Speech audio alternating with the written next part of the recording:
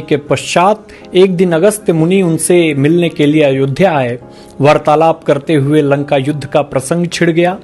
राम ने उन्हें बताया कि किस तरह उन्होंने रावण और कुंभकर्ण जैसे असुरों का वध किया। उन्होंने अगस्त्य मुनि को लक्ष्मण की वीरता के बारे में बताते हुए कहा कि लक्ष्मण ने भी इंद्रजीत और अतिकाय जैसे शक्तिशाली असुरों का वध किया। ये सुनकर अगस्त्य मुनि ने श्री राम से कहा कि भले ही रावण और कुंभकर्ण महान योद्धा थे, परंतु लक्ष्मण ने इंद्रजीत का वध किया, इसलिए वे सबसे बड़े योद्धा हुए। अपने भाई की वीरता की प्रशंसा सुनकर श्री राम अत्यंत प्रसन्न हुए और उत्सुकता से उन्होंने अगस्त्य मुनि से पूछा, इंद्रजीत का वध रावण वध से अधिक कठिन कैसे था? श्री राम की उत्सुकता को शांत करने के लिए अगस्त्य मुनि ने श्री राम को बताया कि इंद्रजीत को वरदान था कि उसका वध वही कर सकता था जो 14 वर्षों तक सोया न हो, जिसने 14 वर्ष किसी स्त्री का मुख न देखा हो और न ही 14 वर्ष भोजन ग्रहण किया हो। ये सुनकर श्री राम बोले, वनवास के समय मैं नियमित रूप से लक्ष्मण को उनके हिस्से के फल फूल देता रहा हूँ। मैं सीता के साथ एक कुटी में रहता था, बगल की कुटी में लक्ष्मण थे, फिर सीता का मुख भी न देखा हो और 14 वर्षों तक सोए न हो, ऐसा कैसे संभव है? अगस्त्य मुनि श्री राम की बात सुनकर मुस्कुराए और कहा, क्यों न लक्ष्मण जी से पूछा जाए। अपने प्रश्नों के उत्तर जानने के लिए श्री राम ने लक्ष्मण जी को बुलाया और कहा कि हम तीनों 14 वर्षों तक साथ रहे, फिर तुमने सीता का मुख कैसे नहीं देखा? फल दिए गए फिर भी अनाहारी कैसे रहे और 14 वर्षों तक बिना सोए कैसे रहे?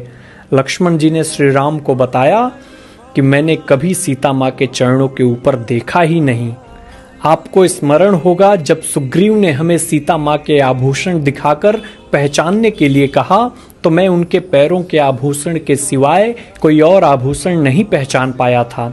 आप और माता एक कुटिया में सोते थे, मैं रात भर बाहर धनुष पर बाण चढ़ाए पहरा देता था। जब निद्रा ने मुझ पर नियंत्रण लाने का प्रयत्न किया तो मैंने निद्रा को अपने बाणों से वेध दिया था। तब निद्रा ने हारकर स्वीकार किया कि वो 14 वर्ष तक मुझे स्पर्श नहीं करेगी। परंतु जब श्री राम का अयोध्या में राज्याभिषेक हो रहा होगा और मैं उनके पीछे सेवक की तरह छत्र लिए खड़ा रहूंगा, तब मुझे आकर घेरेगी। आपको याद होगा राज्याभिषेक के समय मेरे हाथ से छत्र गिर गया था। मैं जो फल फूल लाता था आप उसके 3 भाग करते थे। एक भाग देकर आप मुझसे कहते थे, लक्ष्मण फल रख लो। आपने कभी फल खाने के लिए नहीं कहा। फिर बिना आपकी आज्ञा के मैं उसे कैसे खाता? मैंने उन्हें संभाल कर रख दिया और वो अभी भी उसी कुटिया में रखे होंगे।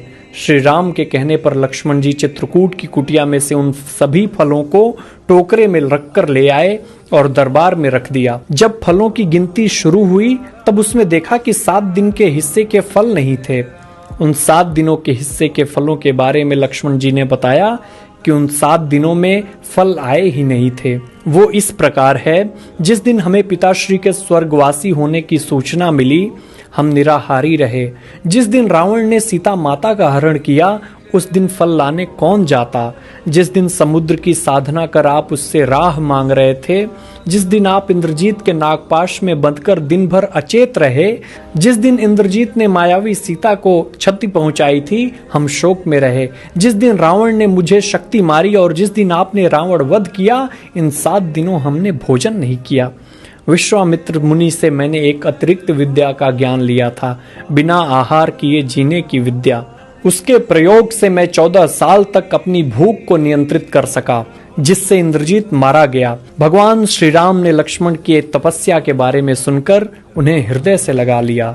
जय श्री राम।